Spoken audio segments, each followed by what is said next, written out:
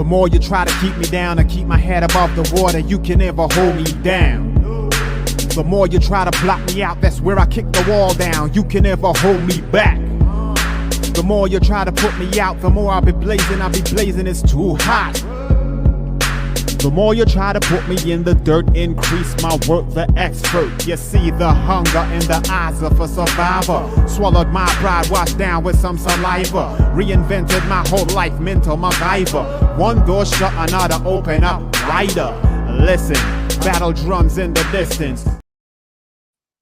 Good evening, Pinecase community. It is Pinecase Podcast, the podcast where music is our drug of choice. It is a fine Wednesday evening, which I'm not used to saying because usually it's a Tuesday, but we survived the blizzard and we got everything plugged back in. The heat is on and the stove is going and the kids are fed and warm. So we have the beautiful Silvia Ross from Vancouver Island to come and hang out with us this evening and talk about all the wonderful things that you do with sound and sound bowls. And I'm actually very excited to navigate this process with you because it's not something that I'm super familiar with, although we talk about it all the time over here.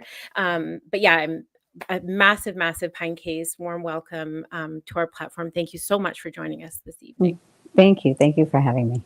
Yeah. It's my pleasure. It's my absolute pleasure. So take us back a little bit to the very beginning. I mean, you've been everywhere, right? You're from the States. You were in Argentina. We just talked a little bit about different places in Canada that aren't as gorgeous as Vancouver Island. And so I would imagine somewhere on those travels that might have had some sort of influence on where you are right now in your journey. So I'm very curious to know exactly how you got interested in this space. Well, I got interested in energy healing and sound, well, basically in early 2000. I was like, I don't know, it was like an epiphany. I woke up one day and I felt like there was something that I should be doing that I'm not. And so I was just started looking and I came across this ad in the paper and this gentleman was doing aura pictures. It just interested me. And I said, you know what, I'm going to go get my aura picture taken. And he did. And he gave me about a book to read of all these different things that came up. And the first thing he said, he was like, wow, he's like, you should definitely learn energy healing, Reiki. And I never heard about Reiki before. So then I left there and I went online and I started looking for teachers. And I just started diving in everything I could. I worked on getting my certification in Reiki. I'm a Reiki master teacher. Then I got into crystals. That interested me a lot. And then tuning forks came around with sound. I learned from Regina Murphy, rest her soul in peace. And this was early 2000s, so it wasn't something that was really huge yet.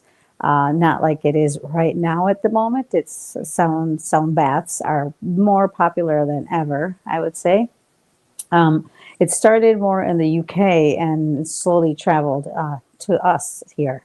But tuning forks and sound have a big key in people's well-being, de-stressing and relaxation, and even in healing.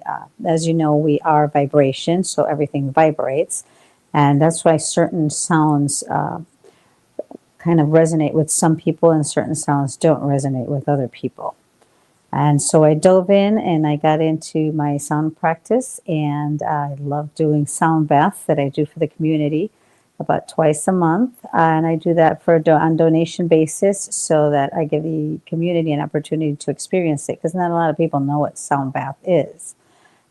Like sound bath, you can go from all your crystal singing bowls to chimes to drums. Then you use tuning forks and gongs, which I love gongs. Yeah. So it's very, and every sound bath is different.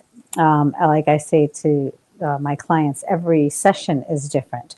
So I always ask them what it is that they want to work on so that we can customize it just to make it specifically for them. Because sound can put you in an alpha state or theta state, and that's your mind. A lot of people say they travel somewhere or they get into a deeper meditative state. And then your cells of your body cells respond to sound as well. Tuning forks, you can use tuning forks that are weighted that you put on the body, and tuning forks that are basically sound. So they give in little messages, if you will, to the brain. Your weighted tuning forks vibrate on certain specific spots that you put them, We work with a lot of meridians and where your lymph nodes are. Basically, what these tuning forks do is they vibrate through your body and they tell your cells to wake up and begin the healing process. And then your sound usually can trigger either releasing trauma or, like I said, getting into a deeper meditative state or helping you sleep. A lot of times when I do these sound baths, I get the feedback from people saying that they had the best sleep ever. So it works in many different ways. Like I've even had people say, I had one gentleman that said that he came for a sound bath. So I did an hour sound bath for him in my office. And when he left, he said that his headache for 5 years had finally gone away. So No. you never know. Wow, that's so interesting. I'm fascinated by this because as soon as you said your meridians, and I thought watersheds, right? So like right here, and then armpits, and then down. And I always seem to skip this one, and I go straight to my armpits, and I wonder if I'm like holding something there. Like it's every time I have this conversation, I immediately put my hands right. That's possible. It is Yeah. very possible. Yeah, we tend to hold a lot of past traumas or anything that could happen to you in your childhood that you might hang on to that you don't think it really bothered you, but it did. And it shows later on in the body. So Yeah. sound helps to give that opportunity for releasing. And sometimes you don't even realize it, but it's the best thing for you. It's I like it because to me it's gentle and it's resonant with the person. So Yeah, it's yeah. such a non-invasive technique that I feel like we forgot somewhere along the way. I find it very interesting that it's, your experience with it was like from the UK, because I feel like this is technology and information that we've always known. And somewhere along the lines, we started pushing Western medicine, and we don't have to get into the politics too much of it, but it's so exciting to see it come back. And it's so exciting to see people's perception of it change, because I remember growing up and people that were really heavy into Western medicine almost push it off like it was like, voodoo or Woo, yeah. yeah, you're like that. Don't listen to that person. That person's, a total quack or something. But I always found myself gravitating towards people that operated in that space, and I always felt more comfortable around them, more relaxed and more like in my skin. And I was blessed to have, some very powerful individuals in my life that carried that responsibility unapologetically, and thank goodness, because without that, I don't know if I would be the person that I am today. But it's strange to me that we have this like idea that it's not as valuable, or I shouldn't say we do, because we don't anymore. Like you said, like the culture is coming into it and starting to understand it from a different perspective. But it's bizarre to me that we let it go at all, really, because it's just has such a profound effect on people. So Yeah. when you got started, like investing your time into it, like all the things that you mentioned are all very, like, you could master some of those things very specifically and kind of stick to them, like Reiki or sound bowls, tuning forks. Do you find that once you get involved with one, that it's like a natural progression to kind of move throughout all of those Yes, options? I like I said, I teach. So it usually starts, let's say, with, for example, like Reiki students that I've had, and then they wanna become master teachers. But in the process to learning that, to getting there, they'll have their level two, and they'll start. Oh, I want to learn crystals too, or I want to get into tuning forks, or I want to do this, I want to do that. So it's kind of like a journey that once begins and you kind of get derived on different things. Like I said, for me,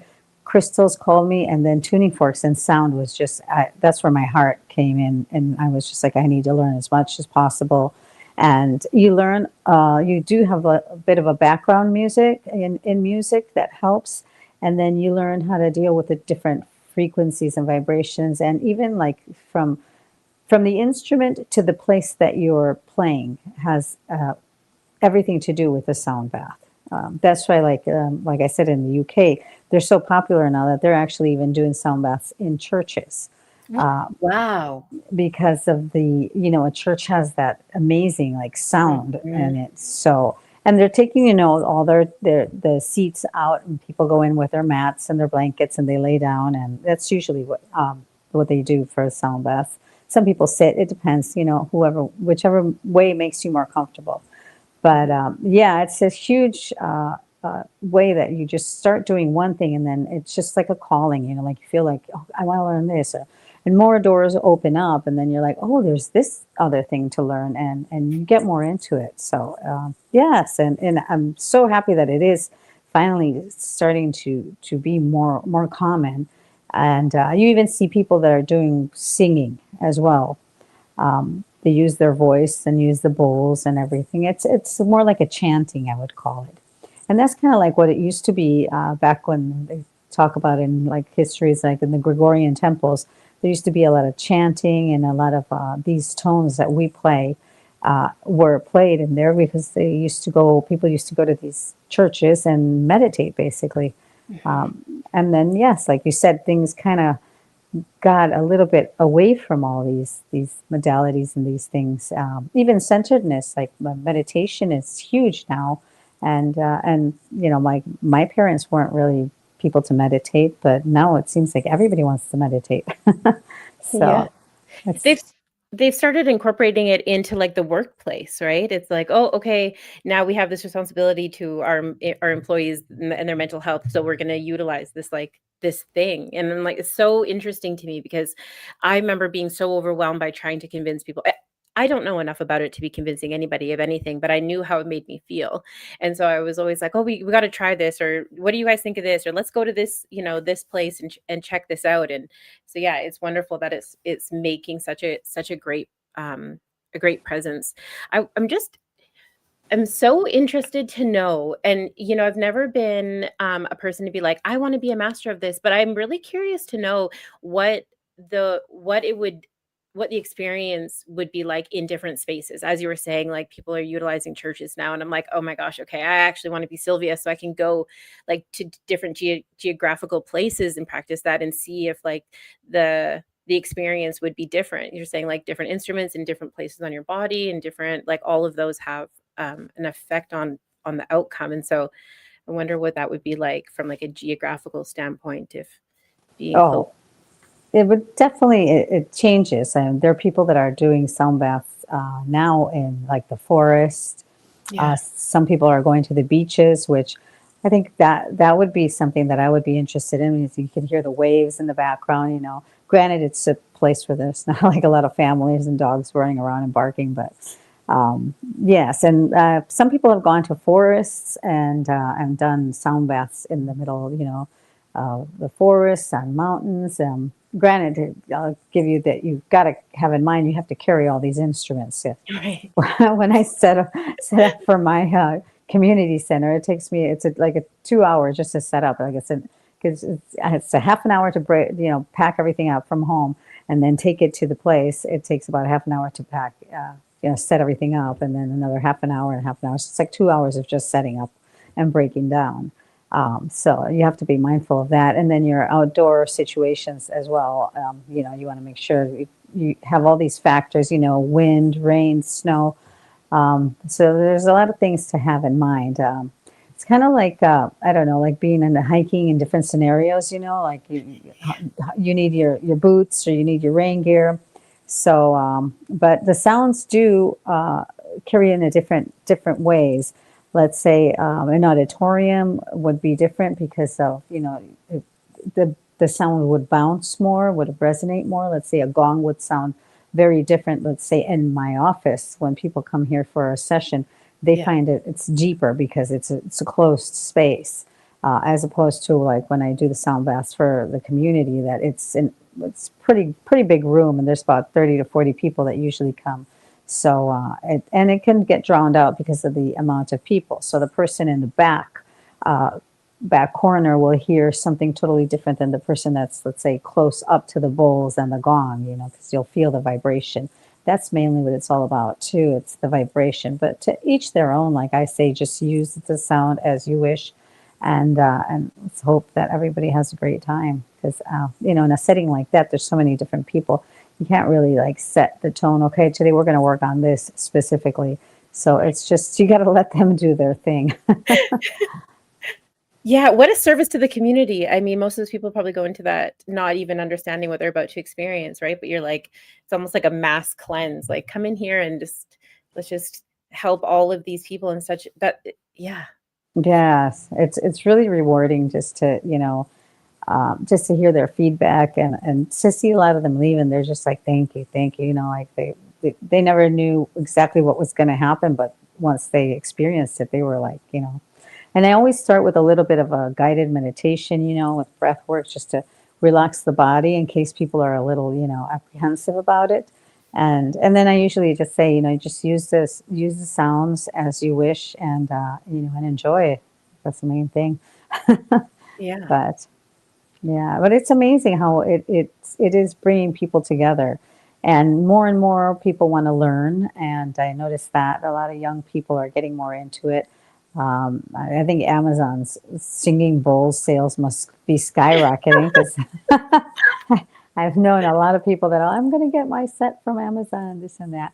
And, I'm not going to knock it down because it's Amazon or whatever, but it is, you can start with what you start with, but eventually, it's something that is always and forever changing. Like with me, I'm up to like 10 bowls, and I have Wow. a gong on the way. That's, so you keep getting, I have a 25-inch gong right now. I've got a 13-inch gong, and now I want a 36-inch gong. So everything is, you're always, how can I say, adding more instruments and learning more things that you want to incorporate in your sound baths as well. So it's, we're both mutually growing and learning, is the people and you. So, Yeah, it's and beautiful. Like this constantly evolving project, and it seems so selfless to me, because it's not just focusing on what makes you feel good, but to be able to offer it to the community and then to be constantly investing in it is just, it's a very powerful thing. I'm interested to know like what you think, if you had like a perfect setup. Obviously there's no such thing, but if you could lay out a space, say like a communal space, like what would that look like to you? oh, I would love to be in like just a circular building, like if I could find something like that, that would be amazing. Just because of the way the sound would bounce off of the walls, being in just like I don't know, like a big round space. And the instruments, I just resonate a lot with gongs, so I would definitely have more gongs. And the bowls are amazing too, chimes. And I also do tuning forks when I do group events as well. I'll do a few tuning forks that I use. They're called the angel tuning forks, which are good for clearing your biofield, which is your aura, Mhm. which is the energy that goes out about 3 to 4 meters around and above and below your feet. And sometimes that gets a little gunked up with, your phones, your computers, and just day to day life. So that's why sometimes we feel a little heavy and so forth. And those usually help to clear people. So I'll go around the room and, play those around your body. And they're more very high pitched sound. But they work. It's just amazing. Like the lady that I learned from, my teacher, she taught when I was learning sound. She did Carillion photography, so we would see the actual effects of the sound. Like you can, with the pictures, you could see like the lights that are in the vibration that's coming out of the tuning fork going into the person. And that was a really great experience to realize that, this isn't something that I'm imagining. It's actually, this is what's happening. So yes, yes, she did amazing things. And I mean, there was a sound mattress as well that she had. It was made of amethyst crystals. Yeah. And then you would put on these headphones and just, feel the vibration through the bed of the sound that you were listening to. So um, Wow. yeah, so it's not just doing sound baths. There are a lot of sound bath practitioners that are also doing recordings for people to get in a higher meditative state as well, and that works very good too. I like, one of my favorite artists is Stephen Halpern, and he's got a lot of CDs with music and singing and bowls and just different, it's puts you in a very, very deep state, which is really nice. Yeah, explain that to me a little bit. So when we're talking about like a meditative state, just for the people aren't that don't understand what that would feel like how would you describe that feeling? Well, meditative state is, well, it takes a bit to relax, right? So you want to breathe in, you set yourself in a space where you're just, there's nothing going to bother you. I always like to say, you can either get rid of your electronics, or you can even use music if you have a busy mind, some kind of a meditative sound, because sometimes, your mind just won't shut off. So sometimes the music will help you just drift away because you'll keep concentrating on the sound. And you get into this state. It's almost like when you're about to fall asleep, and some people even also nod off at the beginning, and it's like you can't wake yourself up again. And you're like, okay, I got to stay here sitting and not fall. But it's almost like a state that your brain goes into. They call it like theta waves, that you can either use that time to, let's say, reprogram yourself, your brain on something that you'd like to accomplish or a fear that you'd like to get rid of, or you can just intuitively just stay in that state, and it's almost like you can lose time sometimes in a meditative state. So I definitely recommend meditation and everybody. We should all definitely learn how to meditate in schools. I do believe some schools are integrating that right now, because it's a practice that the longer you do it and the younger you are, the easier it is, of course. And it just really helps keep us grounded and keep us balanced, and help us deal with a lot of the stresses that we have. Because nowadays with technology and everything, there's just so much coming at you at once. Sometimes you can feel overwhelmed, and I think that a little, 5 minute, even if you just go for a hike or something and sit on a rock and just breathe in and just be quiet.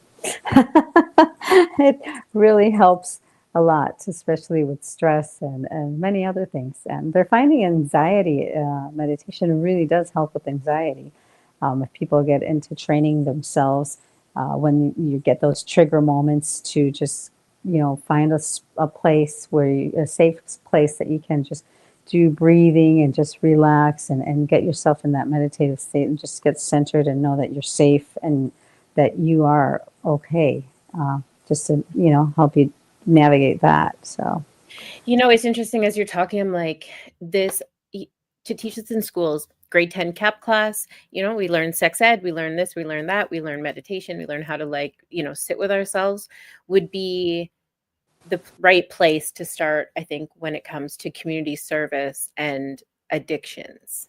yes. Right? It's like, what is the solution? And I hear this conversation all the time, especially in this space. And it's like, what do we do? What do we do? How do we fix this? How do we fix that? And it's like, if we could teach our children how to sit in their discomfort and know that it's okay, and that they don't need to have these massive self-medicating things or this like debt to themselves about coping. And it's like, if they would just be able to sit there with themselves long enough to walk themselves through it, that I would hang my hat on that being more of a solution than anything else. Oh, definitely, definitely, especially getting away from self-medicating and then you grow older, and that's a lot of addiction comes from that. Or even alcoholism is, the Friday, hey, it's Friday, everybody, let's drink. And if instead of doing that, you, let's say, went to a sound bath or did something for yourself. And I think that, yes, the society would be totally in a way better place, much better place than what we are right now. And things are just keep going gradually, more and more to deal with, especially with how the world is accelerating at this point too. So definitely needed. What a neat world it would be if everyone invested in themselves in sound baths as they do on like a Friday night out partying. Like the same way that they get themselves ready to go out. I'm going to go do this. We're going to get ready. Friends come over, yada, yada, yada. We're going to buy like a Tuesday, all that. If they invested that much energy and that much attention and conversation into going into investing in like a beautiful, healer like yourself, could you imagine what, and I don't want to like daydream too much, but yeah. Yes. Oh, I know. I know. It would be so much nicer. I mean, and even like there's things, I used to host Reiki shares and, and that would give the opportunity for people like myself and local Reiki practitioners to come, and people would come. And that was just by donation to help offset the room rental. And they would receive Reiki for an hour from everybody. And I always told the practitioner, bring your business card. If somebody likes your energy, they can go, they can call you and book, a session with you. And that seemed to start off really good, but then it kind of like fell through. And so I stopped doing that. And we would joke about it because we'd be like, well, if we would have put on the ad, hey, there's a kegger, it would have been packed. Everybody would have been there. It's so true. It's so true. It's hard to convince people that that's the space that they're supposed to be in. I find it all the time, even with like, we're not specific to anything, but you put mental health on the end of anything and people are like, nah, you know what? We're good. Like, Yeah, it's true. okay. It's Yeah, so never true. mind, guys. Yeah, it's wild. But they'll invest all this money into all these other things. And I'm like, well, if we would just take the time to really look at like what we need. I'm proactive right now. I'm proactive with the kids in my neighborhood. I'm proactive with my own kids. I'm proactive with my neighbors. Like I'm over being polite about it. I'm over being courteous. I'm just like, this is what's happening. Like, this is what's going on. I'm unapologetic and just yelling it from the streets at this point because I don't want to, there's no fear mongering here, but at the same time, I'm just like, what do we need to like wake everybody back up again and like wake the spirit back up again and everybody charged up and excited about living again, right? Because we have all these disorders and we have all these things afflictions that people are living with. And I understand that obviously with technology, those numbers will always rise just because now we're more aware of it. But I feel like the conversations that I'm having, even in my own personal life, have just multiplied.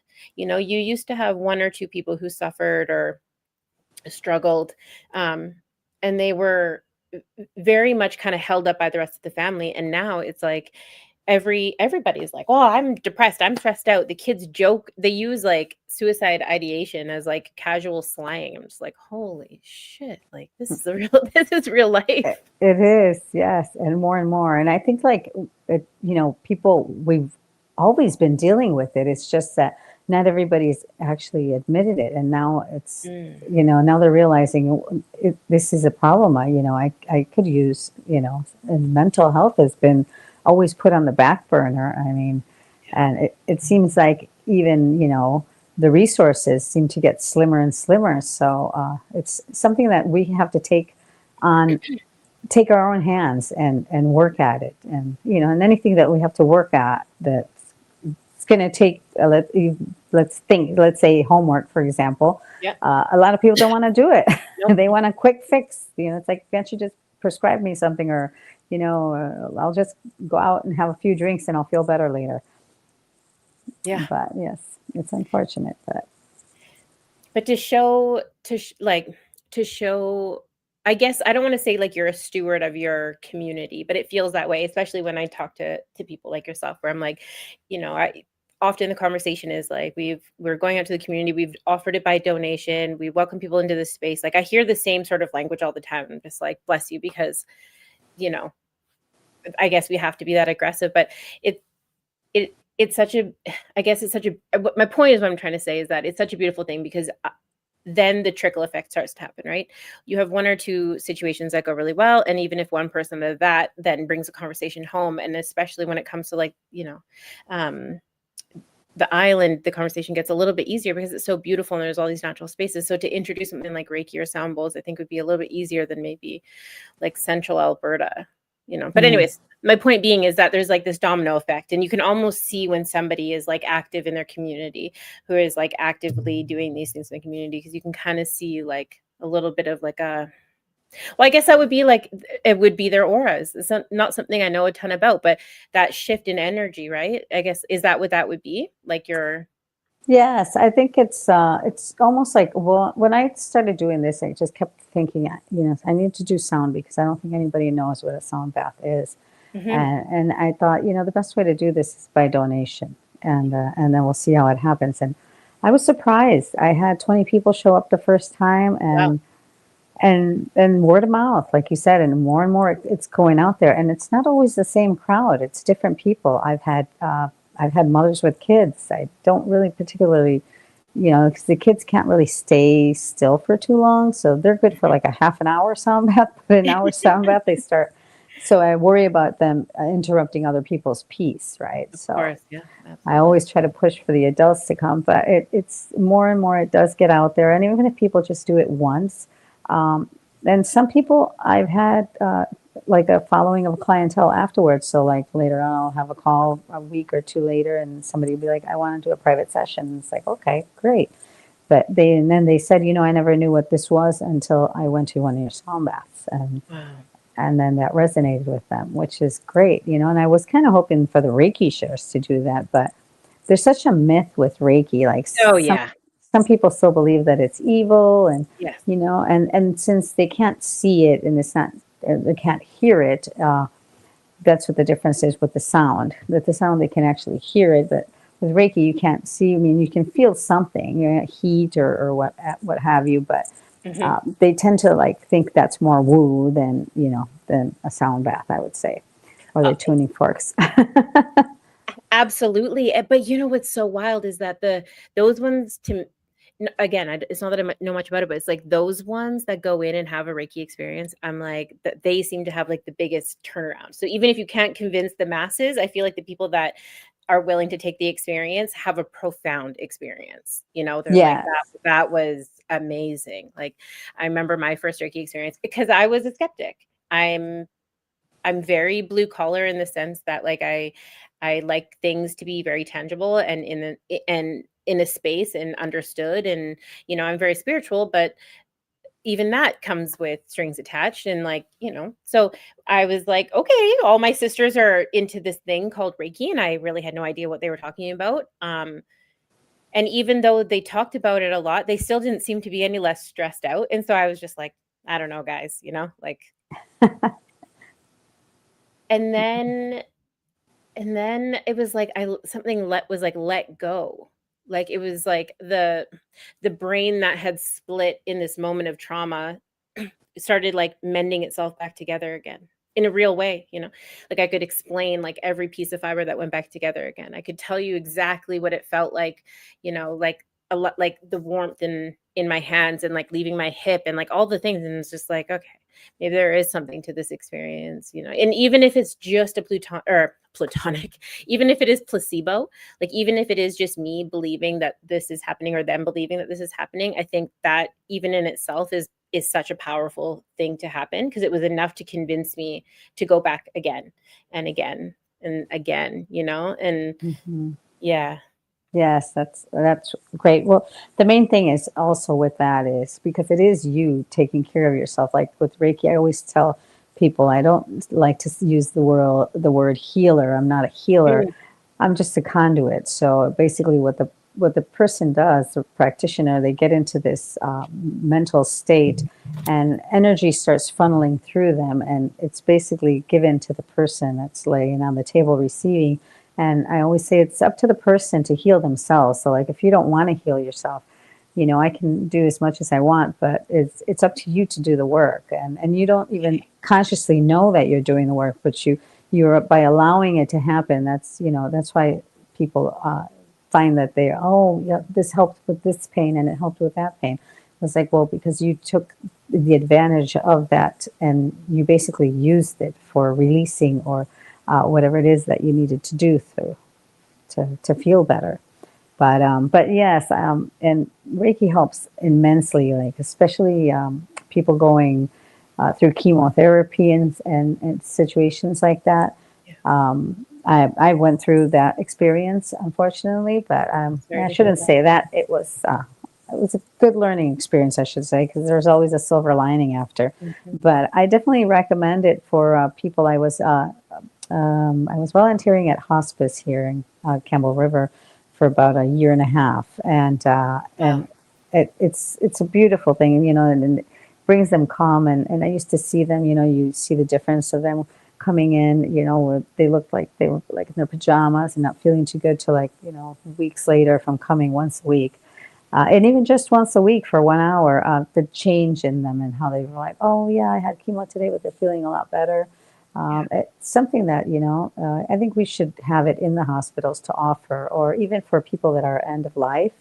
I've done that a few sessions where people were, at their last stages, and they called me privately, and I went into the hospital to do a session for them. But I feel like, why don't we have it in hospitals? Why don't you, have a couple of Reiki people in there ready to offer these services? It would be so much helpful for everybody, anybody going through any kind of treatment, or if they're in palliative care. It would be so nice, just to see it regularly there. Yeah, absolutely. It's bizarre that it's not a standard. It's sad that we've lost that knowledge somewhere along the way, and now we have this responsibility, like this duty to the information. Like, these are spaces where it would make such a massive impact on somebody's life. It would, and the people near them too. The people near Yes. them grieving, because we often forget about them. Like, it's like, yeah, the person in palliative care, of course, they're coming to they have their own struggle, but what about the people that are near them that have no idea how to navigate all of these new things that they have no choice but to experience, right? And those to have, yeah, I Yeah. Yes, absolutely, definitely. I agree. I think it should absolutely be a piece of all of that. I mean, while giving birth, I would have loved, I would have Yeah. loved somebody to come and help me navigate that process. Yes. It's like, and maybe we would get away from like laying on our backs a little bit and start getting back into like a squatting position if we had like the proper, women around us to support us in this like very natural, organic thing that happens. I don't know why we just feel the need to clean everything up and sanitize it and put it in a box and do it. Stamp of approval. Okay, it's good. It's like, there's got to Yes. be another way to do these things. There has to be, there has to be. Yes. Definitely. And it would be great to see, because we're in between an old world and a new world. So I Mhm. definitely think that the new world will definitely have these things, because it's getting more and more known and true. The families that are grieving, they definitely need help too, because it's, the person in palliative care is usually going to hang on as much as they can because of the people that they're leaving behind, and they're worried about them. So wouldn't that be nice if, you could give them a session too, and just help them relax and realize, or sometimes somebody just needs a really good cry, and just to let it out. I've had that too. I've had people come in, sit on my table, and it's probably the first time that somebody's paid attention to them, and they just start crying. And it's people have different ways of dealing with different things, so not everybody's the same, and everybody just needs a little bit of love and understanding and patience. That's all it takes. Yeah. Yeah. Yeah, if we could all do that for each other a little bit more, hey, what a place that would be. It's funny, when I started this project, it was like, how do we acknowledge grief, and how do we help people navigate grief, and like all these things? How do we talk about this really big conversation around mental health, because I was pretty convinced that everything stemmed around grief, and I'm not convinced. It was just at the very beginning of this, I was like, this is where it sits. And like, if we could just be a little bit more considerate of each other, that, True. it would just be one of those other things, right? I mean, and just not to be disrespectful, but there's a lot of people in the comments right now that all know exactly what you're talking about, and how massive to have somebody there who wasn't a family member, who wasn't a friend, but still, held a little bit of responsibility in that space. Like, how that would change some of the things that they're navigating now. I mean, Felice said he's currently in the hospital. And so just to have that like third party person who kind of, I don't, facilitate may be the wrong word. I keep going back to navigate, but just allow people to move through these things, right? Because we're unaware of how to do that on our own. That's what society has convinced us of. We're not capable of these things by ourselves. And although I'm sure we would be, I do think that having somebody who is a conduit and who is aware of how these energies work, I think it would just be the utmost appropriate to be in those places. Oh yes, for sure, definitely. And I mean, for the whole family. I mean, from children going through grief, the loss of a mother or a father, and Mhm. or a sibling. There's just so Yeah. much. It would be great to have it in schools. I mean, just to help these kids nowadays with certain problems that we have, learning how to respect and love one another instead of being how kids can be. Yeah. But yes, and it does take a little bit because we're always so busy in our own lives that we forget that, maybe the person next to you is having a bad day. So, like I say, you know what, everybody's allowed to have a bad day. So it's, you see it at the grocery store sometimes, and you notice, sometimes, let's say somebody can't find their, credit card or whatever, and then everybody's like, "Oh my God, what's it going to take?" And it's just like, just relax, you don't know Yeah. what this person is going there, but Chill out. and just feel that we've kind of forgotten about, treating each other like our fellow human instead of, Mhm. oh my God, when are you going to get out of my way? Or, driving, hey, what is this guy doing? It's kind of funny how, like, we've, instead of being more conscientious and caring towards one another, we're more impatient, and it's kind of like, get out of my way. It's very true, the more comfortable I got in my own skin and the more aware I was of my day, the more I noticed that I flirt with everybody. I flirt with old people, I flirt with young people, I just, like, I got all the time in the world, take your time, go in front of me, you only got a couple of items, let me get the door, like, I seem to find all this extra time in a day because really, like, if I'm going grocery shopping, I wanna enjoy that experience, or if I'm going to the mailbox, I wanna enjoy the experience. I don't wanna anticipate the experience all day long and then do the thing and then be done with the thing and then move on to the next thing. I want to enjoy my day and all of its little beautiful pieces. And so as soon as I started, like, really being aware of what it was I was supposed to be doing in my skin, the more time I seem to find all over the place, I'm like, oh, Exactly. yeah, yeah. Exactly. That's the beauty of it when we start looking at one another, and knowing that, you're just another extension of me, having a life experience. So let's just be nice to each other, Yeah. and help each other out. Yes, and it's nice to see. I'm seeing more kids that are more conscientious. It's like the new generation, kids that are like 7, 8 years old, and I notice, like, and I feel like, wow, they're like nicer than we were when we were kids, So true. It's Oh, like, so true. yeah, we're like learning from them. I just said this new generation of kids, granted, you have your two sides of each, your yin and your yang, but I'm seeing a lot of kids that are, really good, down to earth, and they're just very caring and loving, which is a beautiful thing to see. That's why I do love the idea of them having meditation in school, and Mhm. if they learned meditation, yoga, or qigong, or one of these, it just, at a young age, to learn that, it helps you deal with so much in your life as an adult. And I think that we really need to realize how important that would be, and how important that is for the society coming, and the next round of the world, if you may. I learned something very interesting in class the other day, which was that statistically, the youth and the young adults are actually spending more time at home with their peers than they do outside with their peers. And I know at the beginning we joked about, if people invested in themselves as much as they do on a night out, but it's actually, like, shifting to that people are actually staying in and playing cards and, like, being more neighborly, maybe closer to what the 90s looked like, the 80s look like, opposed to, like, the 2000s where everyone needed to be outside and in the clubs and doing this and doing that. It seems like we're actually kind of making a shift back. They do actually spend a lot less money on alcohol. Now that could also be a huge spike in other drugs. So I don't want to, like, Yeah. put too much stock into that. But I did find that interesting. And so obviously my argument was like, well, okay, but all these kids are, like, at home in their parents' basement and they're on these screens and they're not leaving, they're not being social.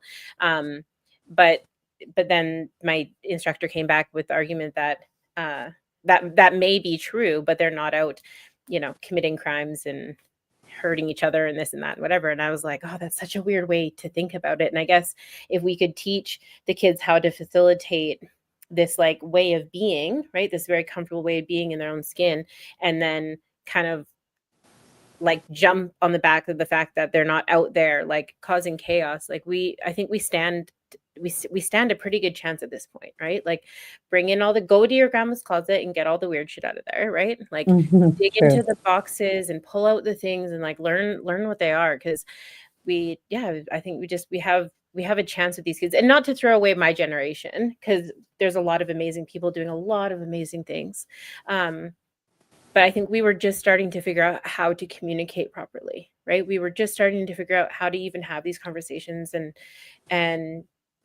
do it, unapologetically. And so, yeah, it's really interesting, being a parent and watching it happen. I'm like, oh, did the chain break? The chain is broke. You're like, this is amazing. These kids are actually like really cool. Yeah. Yes, it is true. Yes, especially a lot of the like teenagers, and I noticed them, even like nephews and nieces, and their parents like to enjoy a glass of wine and a beer here and there, especially for family outings. And the kids now they're like 18, 17. They just don't want to drink. Don't like it, and that's it. And then I'm noticing like more family members that are like, okay, well, we're not going to drink either. So it's like it's a totally different generation now, and nobody wants to drink anymore. That's exactly what happened in my household, actually. That exact thing. Like, not that anybody is out here drinking like heavily, as we don't. Like, there's, barbecue a couple times in the summer, whatever, like, whatever. But I was like, we're the only people sitting here having a glass of wine. Like, is it really that necessary? Like, maybe it's not that necessary. Like, but True. we have adult children. It's not like my kids are like, well, some of them are younger, but most of them are like 19, 20, 21, right? And so it's just like, maybe we don't need to have this drink. Like, we sit here socially. And because we hang out with our kids so much, like in a social setting, it's just kind of fallen at the wayside now.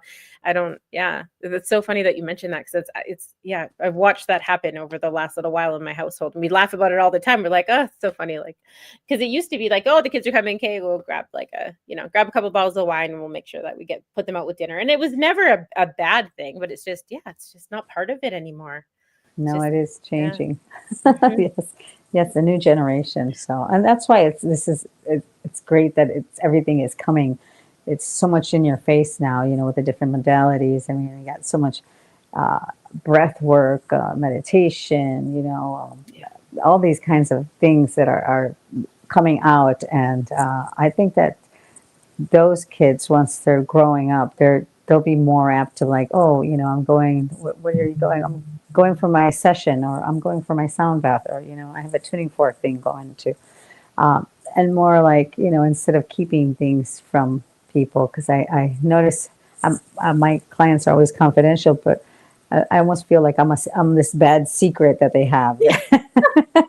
That they come in and see me once in a while and nobody knows, and it's like, it's okay, I don't have to, like if we run into each other in the store, we don't have to say hi to each other. We don't have to explain who I am.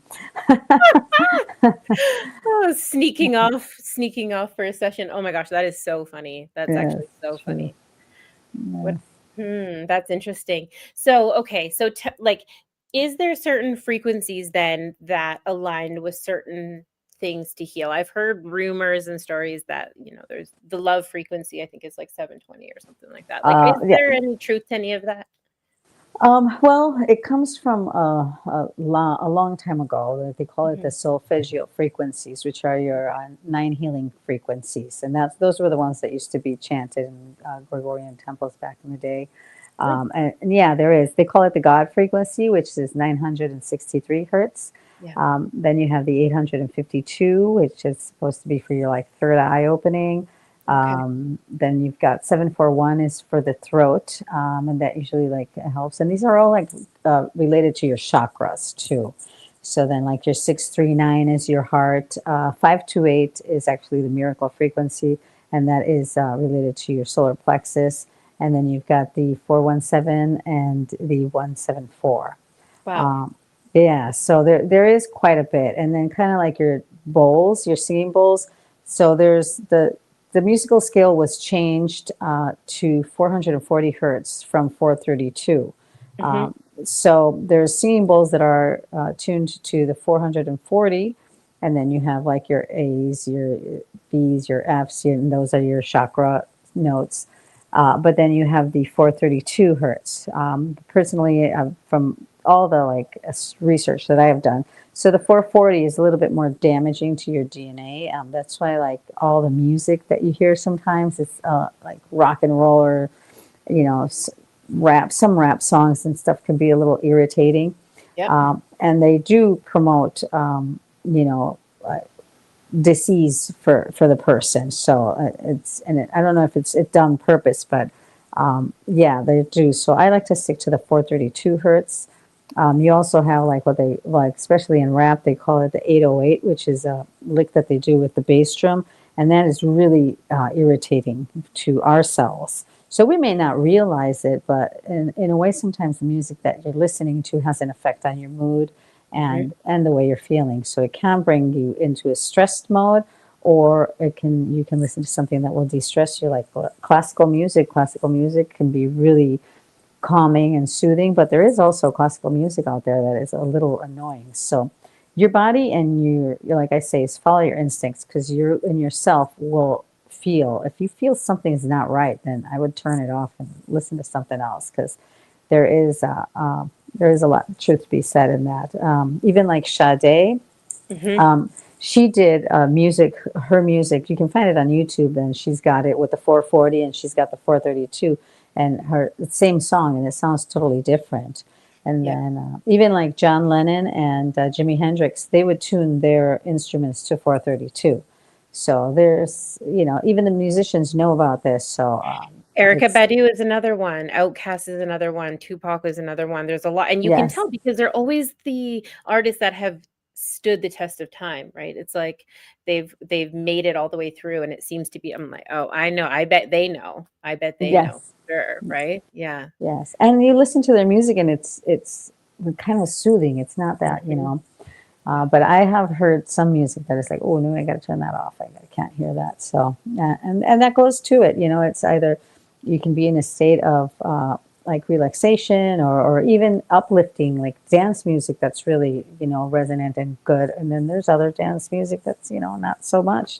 And Yeah. you get people violent, and then, Yeah. crazy stuff starts happening. But Mhm. yeah.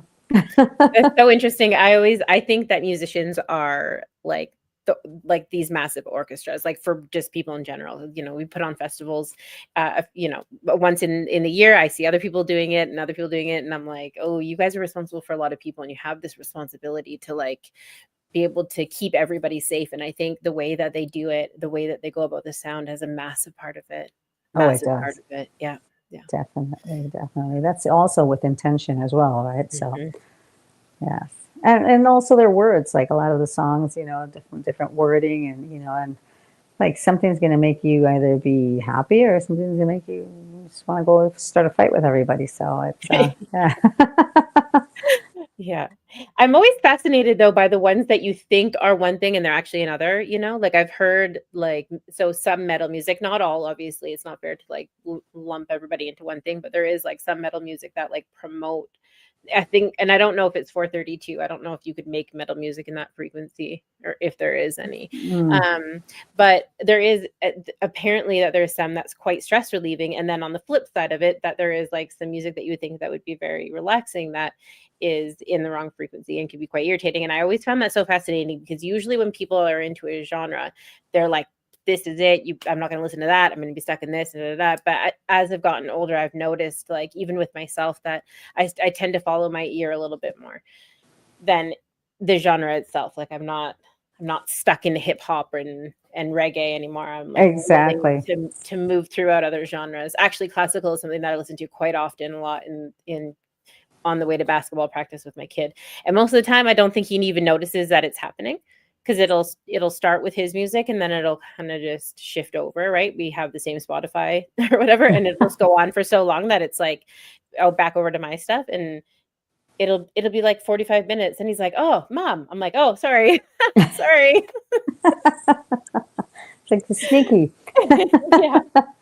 Yeah, Yeah. it's true. And everybody, like I said, different talents resonate with different people differently. So it all depends on what, feels good to you. Like if something definitely is feeling irritating, then I would definitely find something. But in every different genre, you can find the same thing. I mean, I'm very eclectic when it comes to music. I like anything from classical even to like I could even get into like Middle Eastern belly dancing music and Oh, wow. Yeah. dance music and I've loved rap. There's some good, really great rap and Mhm. R&B and jazz and you name it. And I'll listen to it. Even Latin music and everybody's different. So and even one artist can make certain songs that are really good and then other songs like oh no I don't like that one. Yeah. So it all depends. Well, and we have the privilege too of like I find it fascinating when different artists have done the same song, right? Maybe that's like one of the most obvious examples of like what it sounds like to us and like who like, would you listen to that their version over the other person's version? And we live in a land of that now with YouTube. It's like opened up a world to music that I would never have even thought to listen to, Oh yes, I pre know. YouTube. It is, and everybody doing everybody's music, or even taking the music and changing the words. Hmm. Yeah, it's very popular. I know sometimes I'm even thinking like, oh my gosh, like has the imagination gone away? Like I keep hearing like redos and like movies. It's like we're doing this movie again, like How many times can we do? But maybe there is something to that too. I mean, maybe there is something, a block, and not to be like too conspiracy theorist, but like it- there was kind of like a massive block that was happening, like, whether it was like political or blah, blah, blah, blah, blah, blah, blah. And then all of a sudden we kind of got caught in like this repetitive thing. Like we're on like the seventh, eighth of every freaking movie right now. Oh, And, and it's like, wait, but I feel like we're kind of breaking out of that a little bit. And then you start seeing some independent projects coming back and people even like pushing independent projects as a thing. It's like, okay, maybe we are like, maybe there is something to like where we are as a society into like what can be brought down. I talk to artists and they're like, oh, with my antenna I kind of tap in and then bring that information down, and I hear that a lot in on this show. And so I'm like, okay, well maybe the river is drying up, like maybe whatever is going on up there is like, no, these people don't deserve this information. They're gonna have to prove themselves a little bit. And again, I don't want to be too conspiracy thing, but I feel like maybe, I don't know, does that sound totally off the wall? But no, it's like true. it's, Yes. yeah, okay, I'm like, I don't, maybe I'm making not sense here, It's but almost like we're going around in a circle from like the past yeah. is coming back. It's kind of like fashion, like, oh, the Mhm. 70s are back, bell bottoms. And we went Yeah. through our stages. And it feels like that with music, like kind of like movies. Like, remember, like in the, what was it, like late 90s, everything was about the end of the world, the end of the world. And Right. now movies have changed and now it's all about the action figures and, it's, Mhm. yeah, Oh so god, it's, the action figures, we're stuck in it right now. I know. No, I don't think I've gone to the movie theater in I don't know how long. Borat was the last movie that I seen in the theater, and I don't I don't apologize for that. I support local. The Tide Mark actually is a place that I think that everybody should go and watch all the indie films, and participate in that experience. But as for anything outside of like that, I'm like, no thanks. I do not want to spend $100 on a sitting in a bad chair with people I don't really know. Like I'm good. We can just yeah. Yes, I know. It's pretty amazing. Like I'm like, they're doing this one again? Like how many Yeah. times can you redo this? Like, yeah, Mhm. it's pretty funny. Well, and also, Right. like, going back to the YouTube thing, we're in a space right now where we have access to all of this really beautiful, cultural stuff. So to be stuck in a movie theater, I find that really challenging, right? Like, I have access to learn what tribes are doing on the other side of the world, that the sounds that they're making and the storytelling that's happening. Like, why am I gonna go into this space that is like so intentionally for entertainment purposes, which again, I advocate for. I think entertainment holds a lot of value, but we have we have every book and everything at our fingertips. Like why? I don't know. So I don't true. Yeah, I don't want to hate on people that invest in that though. I think entertainment has a value. I think that people that take their kids out and go and spend time with them, I think there's it's so important. But yeah, for me right now in this particular time in my life, I'm like, oh, there's way too much information for me to get my hands on. I can't be bothered with that right now. I just can't. Yes, and I mean, and YouTube is just amazing. Like, there's so Mhm. much. And I like to joke around sometimes because, like, my husband doesn't know how to do something. I'm like, go to the school of YouTube, it'll show you how to do it. Yeah. If a fridge broke down or anything, like, just go to the school of YouTube. You'll find something. It'll tell you how to fix it. And No, it's true. You can find anything on YouTube. It's an amazing tool. And you can learn so much. It's just amazing. My niece was glued to it. A little too much, and that's where we were going back to, like, the screen time. Like, the hmm kids they're not playing outside or anything, but they're just like stuck on learning all these different things. But that's, yeah, it's another way. Yeah. Well, we have too many chores to be done outside. Like we all have horses and stuff. So there's not as much as I know. Like the boys, I guess a little bit, but they still have to go. Like my son has basketball and stuff. So I think, I think screens are important when it comes to like, if everything else is kind of dried up, right? Cards, Yes, cooking, all the things. Sure, go for it. Like you want to go and like chill out, go for it. But yeah, too much is too much is too much of anything, really. true. Yes, Mhm. definitely. Everything in moderation. Yeah, absolutely. It's Mhm. funny because there's some things that I appreciate technology so much for, and I'm like, oh, I just love to be able to do all this. And then there's moments, of, especially in parenting, when I'm like, I wish we could go back. I wish my kid understood what it meant to like have to use an encyclopedia. I wish they knew what it meant to like Oh, have to use a thesaurus. Like yes. hmm Yes, instead of just, hey, hey Siri. yeah, yeah. Yeah, I need 6 Even, adjectives that go with this, like, "Write me these bars." Yeah, it's wild, it's wild. I think that that piece might get lost a little bit of, writing itself. Well, it has. yeah. Yeah. And the reading a book, Mhm. I mean, we have all these, like, free libraries around town, and I hardly ever see any kids. I've seen adults go and get a book out of it, but I never see a child getting one. And that's sad because there's something to be said about sitting in a comfortable position and, reading a nice book. Yeah, it could do wonders for you, and it's really good for the mind.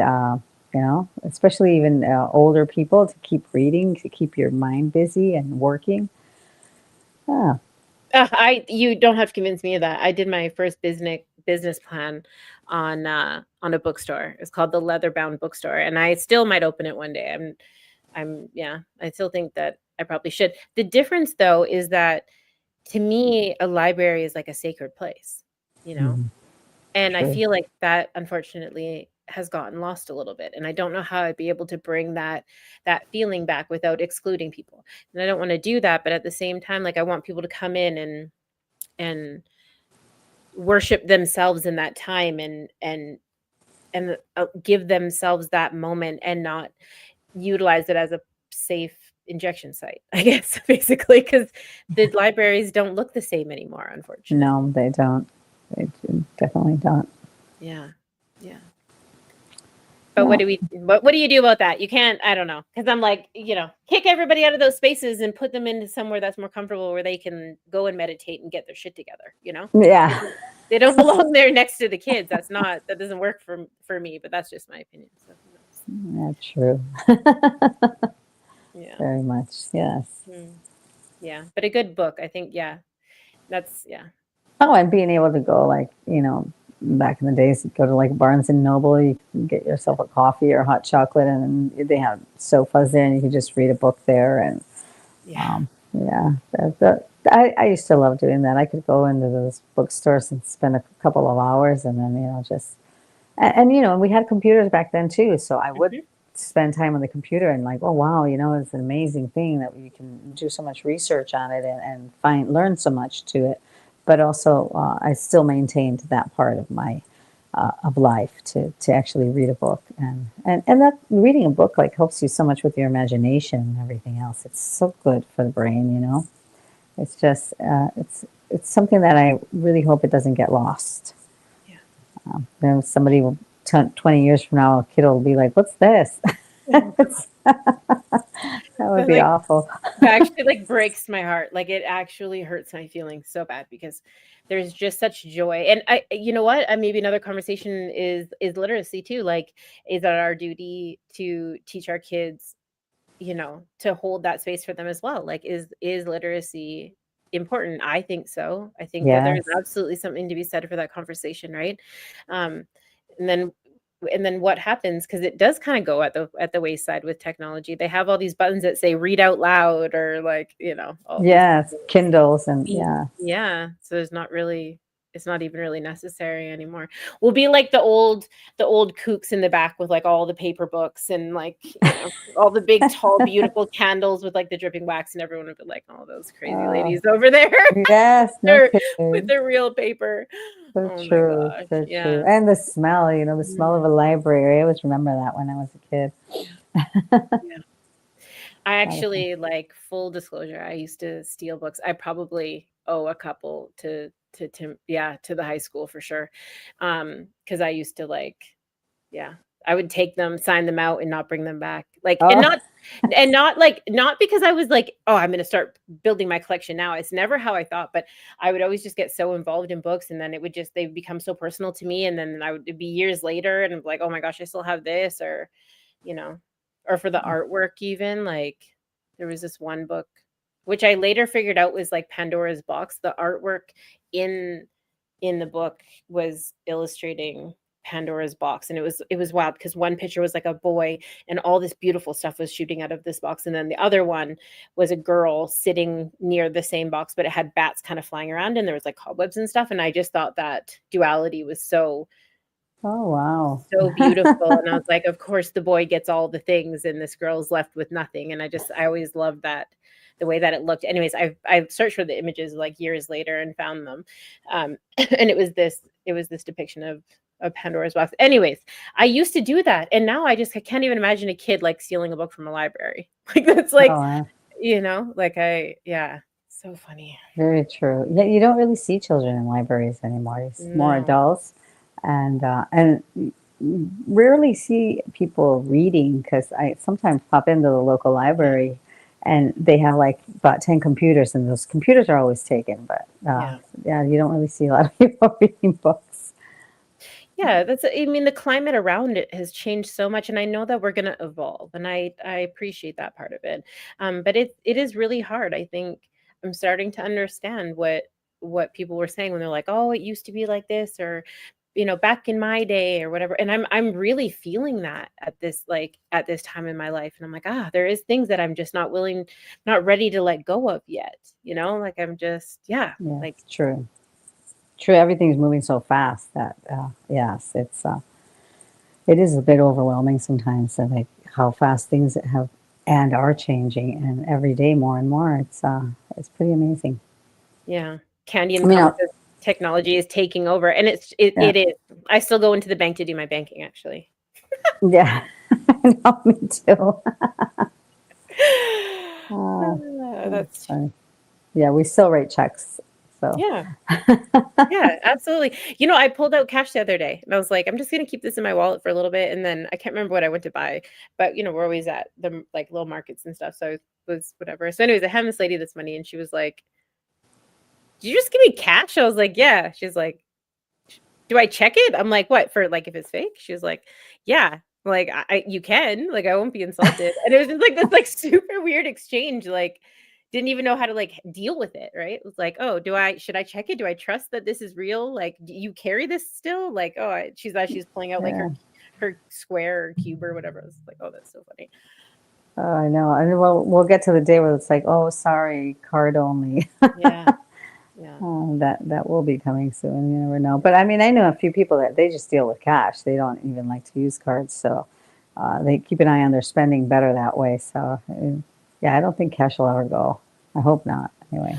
Well, and also, like, the heart, like, golds and silvers and stuff. I don't know, some very smart person told me, like, make sure you tuck that away. And like, if you're not interested in wearing it anymore, melt it down and tuck it away and all those things. And I was just like, what? Yeah, well, we'll never lose currency or whatever. But it's starting to get to a point where I'm like, might want to buy a couple of chickens and start stashing my silver. Like, Yeah. That would be nice.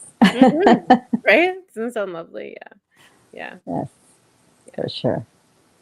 Well, before we get out of here, first of all, thank you so much for spending some time with me tonight. It's really nice to hear your perspective and a little bit about your journey and how you got into some of these very interesting healing things. Thank you. Thank So you. yeah, it's absolutely my pleasure. Yeah. I never quite know what's about to happen, right? Like never quite know, but it was very nice and calming. You have this like power about you to just kind of bring people to right where you are. Cause I don't think that you've moved this entire time. Like you just have just this very, not Oh, thank you. commanding, but very like very regal, calm thing. And like it was funny at the very beginning, I was like searching to find the right body posture to like make sure that I was comfortable, right? I was like doing the thing because I'm still a little bit young, right? I haven't quite figured it out yet. And then as I was watching you this whole time, I was just like, oh, okay, all right. I think starting to understand, like, yeah. And maybe you don't do that intentionally, but it was just a very interesting experience, and I thank you so much for Thank it. you. Yeah. Thank you. Thank you. That means a lot. Yes. No, absolutely. Where can everybody find you at? Where are you? Well, I have a Facebook page, Sylvia's Heavenly Energy, or sylviasheavenlyenergy.com. And Yes. then you can find everything about me on the website. It has a bio and everything I have to offer, classes and events. I'm just going to pop your website up into the comments for everybody to be able to use and enjoy. Sorry, just give me 1 second here. No problem. That's okay. Yeah. There we go. There, it's up there for everyone. Yeah, it's super. There it is. I was like, it's coming at any moment now. Usually Calico's in the comments, and I did see her in there earlier. But I wanted to make sure that it's definitely in there for everybody to go ahead and grab. The other thing that I wanted to talk to everyone about before we get out of here is that hashtag 988 is still a North American number, and it is toll free. It is the suicide prevention line, and I will preach it until the day that line goes. It is available 24 hours a day, 7 days a week, you guys. Please use it. Please share that number around. It's hashtag 988.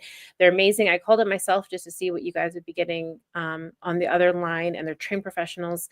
Don't hesitate to ask your friends if they want to harm themselves or somebody else, or if they want to plan to kill themselves or have plans to kill themselves. Practice saying that statement over and over again out loud, in the mirror, whatever you need to do, because when the time comes and you go to hesitate, I don't want to say you're going to lose an opportunity, but the more you practice it, the comfortable it'll be, right? Direct, straight to their face. Are you going to harm yourself? Are you going to harm somebody else? Do you plan on killing yourself? Do you have a plan to kill yourself? If the answer is yes, then you immediately call that number. You call 911 and you get them the help and support that they need. It's so, so fundamental. We are in a massive crisis right now. And I know that everyone wants to talk about fentanyl, which is another topic, but there is this other silent thing that is happening that has a devastating effect on our community. And I'm noticing it. Blue collar men, especially, the trades are riddled with it, and life is not easy for anybody. But just to take a moment to acknowledge the struggles of what it keeps to keep the backbone of Canada strong and free. And so we just need to support each other and support our men's and support our women and our kids. So hashtag 988 is going to get you guys the resources that you need. The other number that you can absolutely call that is available 24 hours a day, 7 days a week is our Pinecase warm line. 250-289-3948. That's going to put you through to a few of our beautifully trained professionals. We're a warm line, so we're not a crisis line, but we're there. We will talk to you. We will chat with you. We will stay on the phone with you through whatever it is. You just guys let us know what city or town you're in so we can get the resources from your community and put it into the chat. So when you do leave us, you'll have those to take away when you go. Again, that number is 250-289-3948. You think I'd have it down by now. I've been saying it every Tuesday for the last 2 years. My goodness. And you can also find naloxone kits at any pharmacy. So don't be shy about that. You guys ask for them, you take them, take one, take two, take three. It is a little bit colder out right now, so just be aware of not keeping them in the glove compartment of your car, but do put them inside all of your guys' first aid kits. Please carry them on hand. You might need to use one or two or three or four or five of them on one person. You cannot harm somebody who is not on opiates, and you cannot harm somebody. You cannot give them too much. So don't be shy with it. If you feel like you need to give someone another one, make sure you call 911 first and then go ahead and administer the naloxone kits. And the Good Samaritan Act will keep you safe. I do not give a shit if you're in active addiction. Frankly, nobody does. In the sense that if you're trying to save somebody's life, that law is there to make sure that you can call and not have any repercussions. Unfortunately, the numbers are massive, and they don't seem to be getting any smaller. And so from the top of the mountaintops, unapologetically, you guys support each other and reach out. Let us know how we can help you. Let us know how we can get you to where you need to go, because we do care about what's happening in your day-to-day. So 250-289-3948. Go ahead, text, call, whatever you need to do. Those are open 24 hours a day, 7 days a week. Silvia Ross, darling, Campbell River, Reiki, sound bowls, like all the things, gongs, tuning forks, and a beautiful conversation that brought me just like from up here right down into this beautiful crafted space. I appreciate you so much, and your experiences and your information. Thank you for taking the time. Yeah, no, the pleasure and the honor is all of ours. It's nice to know that it doesn't have to be that loud. It doesn't have to be this. It can just be right here. Yes. Wonderful. Thank you so much. Before we get out of here, I was hoping to maybe, if there was like a quick breathing exercise that we could do that you could just drop in our little back pockets, maybe show us. Oh, yes. So we could do the 4-4. So you take breathe in on the count of 4. So 1, 2, 3, 4, and hold it. 1, 2, 3, 4. As you exhale, we're going to exhale on the count of 4. 1, 2, 3, 4. Do another one. Breathe in on the count of 4. 1, 2, 3, 4. Hold it. And what I like to tell people is think about anything that's bothered you throughout the day, throughout the week, and bring it to your throat. And we're going to exhale on the count of 4, and you can sigh if you'd like. 1, 2, 3, 4. Just let it go. Another breath in on the count of 4. 1, 2, 3, 4. Inhale. Hold. Think about anything that's bothered you, anything that's somebody made you mad, bring it to your throat. We're going to exhale on the count of 4, and if you'd like to sigh, you can sigh it out. And exhale. 1, 2, 3, 4. Yeah, we want to do one more time. Breathe in the count of 4. 1, 2, 3, 4. Hold.